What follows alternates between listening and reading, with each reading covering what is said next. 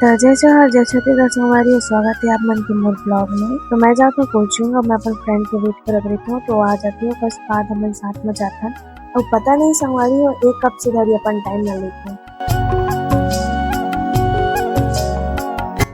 Coaching पहुंचे के बाद मैं देखा कि दोनों तो पहले से आके बैठे ही गए और फिर बाद मैं बनाता हूँ अपन असाइनमेंट। घर आए के बाद मैं बनाता हूँ खाना और मोला जाना रही थी फिर से कोचिंग और मैं कोचिंग से आ रहे हो खाना खा बार अभी बज के 11:30। तो फिर हमारा जाल पड़ी और देख सकते हो मुझे कितना नींद आता है। असाइनमेंट के चक्कर में इतना ज़्यादा थक चुकी हूँ ना मैं बता नहीं सकूँ।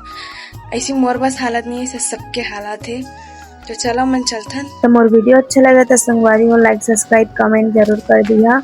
खबर कि मैं थोड़ा थोड़ा ही स्टार्ट करता हूँ, पता नहीं अच्छा लगती कि नहीं, तो सपोर्ट करनी संगवारी हो। फिर हम फिर पहुंच जाते कोचिंग और कोचिंग में यही सब प्रोग्राम वगैरह बनाते एक सेकंड पार्ट और हवा संगवारी हो।